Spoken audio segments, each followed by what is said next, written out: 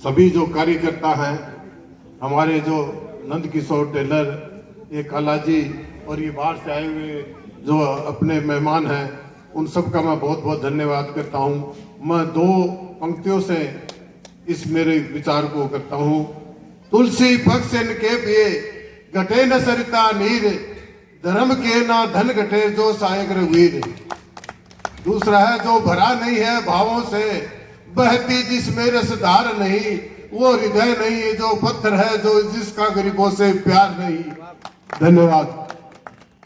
बहुत खूब, आपने इन पंक्तियों में ही सब कुछ बयां कर दिया और कह दिया कि अपनी पॉकेट से जो भी जिस तरह की मदद बनती है, तो इस गरीब की दुनिया सेवा संस्थान जो हर साल ये स्थापना दिवस मनाती है और इसमें आप सब लोगों के सहयोग से जो भी बन पड़ता है वो यहाँ लोगों में वितरित किया जाता है।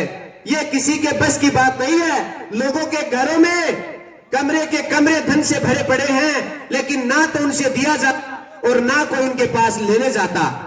और ये संस्था आपने नाम सुने होंगे, ये सिर्फ अल्सीसर नहीं, अल्सीसर पंचायत समिति नहीं, बल्कि दूर दराज दूसरे डिस्ट्रिक्ट से भी यहाँ लोग आते हैं और उम्मीद करते हैं इस गरीब की दुनिया सेवा संस्थान से।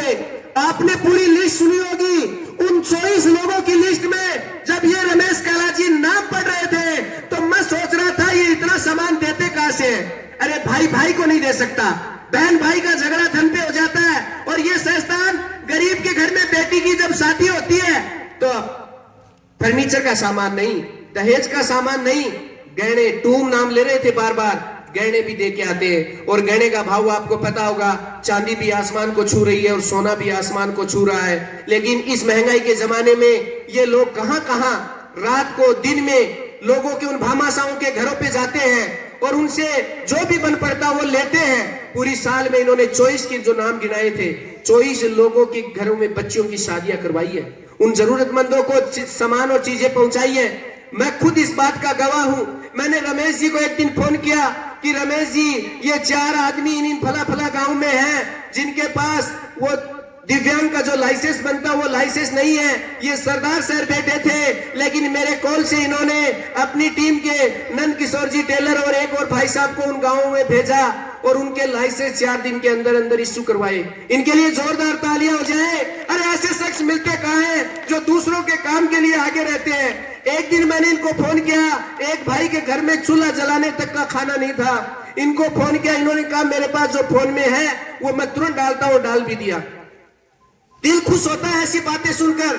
अरे दिल में एक खुशी का अनुभव अगर किसी से पूछा जाए तो रमेश जी काला और नंद किशोर जी टेलर और इनकी टीम से पूछिए, वाकई में बहुत अच्छा काम कर रहे हैं। ये जो गेस्ट आकर बैठे हैं इनको लेकर आने का काम इनका है, इस प्रोग्राम को तैयार करने का काम इनका है। और हर महीने की 25 तारीख को ये मीटिंग करते हैं। आप देखते होंगे आदमी के काम बहुत होते हैं, जिम्मेदारियां बहुत होती है। इनकी मिसेज की ड्यूटी है सरदार सर, लेकिन फिर भी इनको यहां से, इस जमीन से, यहां के लोगों से प्यार है और उस प्यार को ये एक अच्छी तस्वीर देना चाहते हैं और वो तस्वीर देने का काम इन्होंने गरीब की दुनिया सेवा संस्थान से की है।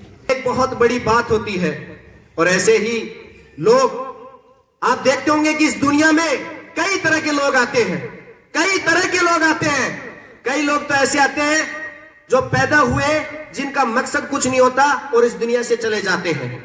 कुछ लोग ऐसा होते हैं जो पैदा होते हैं और मकसद लेते हैं, लेकिन उस मकसद को पूरा करने की उनमें ताकत नहीं होती। और एक तरह के लोग ऐसे होते हैं जो पैदा होते हैं, मकसद लेते हैं और मकसद को पूरा करने के लिए अपनी जी जान लगा देते हैं।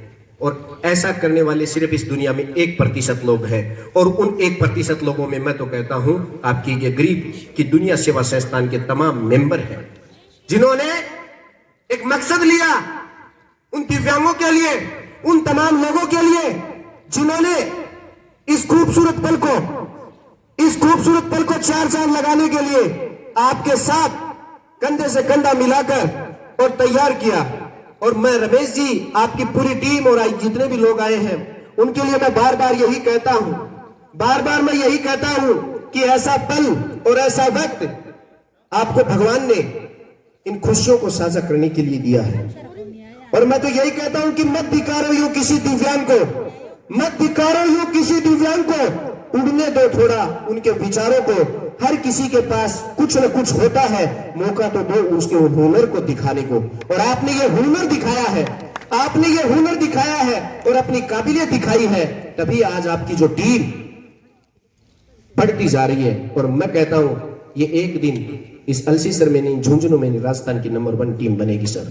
बहुत खूब।